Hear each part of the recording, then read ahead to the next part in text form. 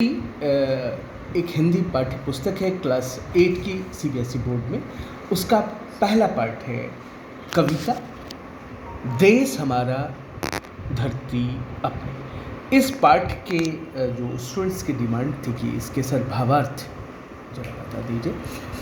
तो देश हमारा धरती अपनी, हमारा देश है तो देश की धरती ही नहीं हमारी है।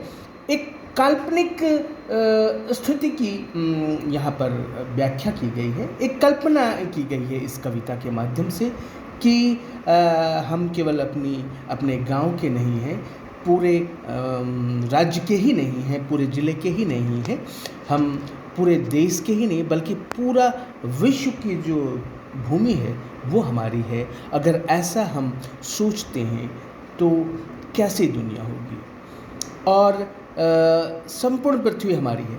इस भावना से जब हम अपने को प्रस्तुत करते हैं तो उसमें क्या होगा कि परिश्रम को सम्मान मिलेगा, नई चेतना आएगी, विचारों में मानवता के प्रति प्रेम आएगा, उपजेगा, समानता का भाव उत्पन्न होगा। वो बड़ा है या वो और हम छोटे हैं या हम बड़े हैं वो छोटा है, ऐसी भावना जो अंतर पैदा करता है, वो सारी भावनाएं मिट जाएंगी और धरती क्या होगा, धरती एक स्वर्ग बन जाएगा। स्वर्ग जो हमारी कल्पना है कि सब वहाँ पर हर आदमी की इच्छा पूरी हो जाती है, हर आदमी बराबर होता है। तो एक ऐसी कल्पना इस कविता के माध्यम से कवि ने की है। और चलिए आते हैं हम इस कविता के पाठ पर। देश हमारा धरती अपनी, हम धरती के लाल। देश हमारा है और ये पूरे विश्व की धरती हमारी है। ये भावना हमारे अंदर जब आएगी तो हम धरती के क्या कहलाएंगे, हम धरती के लाल कहलाएंगे, धरती के हम पुत्र कहलाएंगे। हम आइए संकल्प लें, हम नया संसार बसाएंगे, नया इंसान बनाएंगे, है ना। हम 6-5 वाले इंसान नहीं, एक दूसरे से लड़ने वाले इंसान नहीं, रूस और यूक्रेन पर आक्रमण करने वाले, विश्व युद्ध करने वाले इंसान नहीं, विश्व को एक सूत्र में बांधने वाले इंसान बनाएंगे, एक दूसरे से प्रेम करने वाले इंसान बनाएंगे। 100 स्वर्ग उतर आएंगे। जब हम ऐसी कल्पना करेंगे, हमारे मन में जो इच्छा होगी, प्रेम की इच्छा होगी, तो हमारे उस लायक के लोग ही, उसी तरह के लोग हमें मिलेंगे।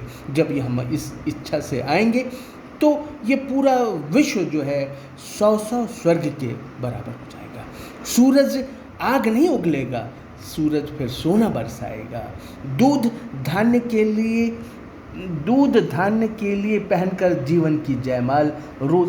तो दूध और धन से जो है हर आदमी भरपूर रहेगा, जीवन की जो माला है वो जयमाल रहेगी, जीवन खुशहाल रहेगा। और लोग रोज़ जब खुशी होती है तो हम क्या मनाते हैं, खुशी होती है, खुशी को हम त्यौहार के रूप में मनाते हैं। तो अगर ऐसी स्थिति आती है तो हमारा रोज़ त्यौहार मनाया जाएगा।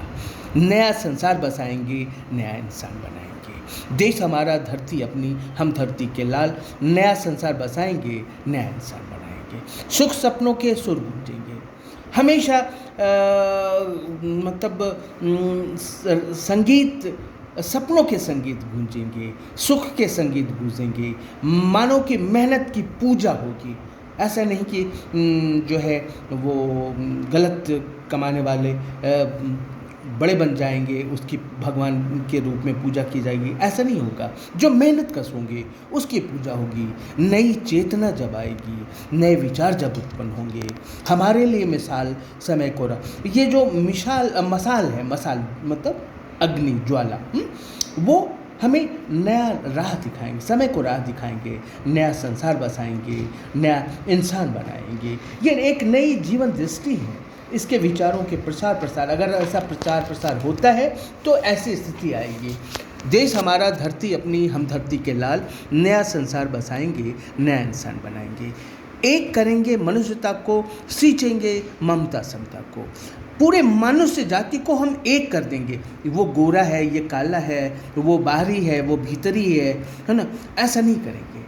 समता, सब में समान रूप से, सब में ममता की भावना भरी रहेगी। नए पौध के लिए बदल देंगे तारों की चाल। हम नए पौध, तारों की चाल हम बदल देंगे। ऐसी हमारी अगर कम संकल्प दृष्टि रही, हाँ, नया भूगोल बनाएंगे। उसमें न भारत होगा, न पाकिस्तान होगा, न बांग्लादेश होगा, एक पूरा विश्व एक होगा। नया संसार बसाएंगे, नया इंसान बनाएंगे। देश हमारा, धरती अपनी, हम धरती के लाल। नया संसार बसाएंगे, नया इंसान बनाएंगे।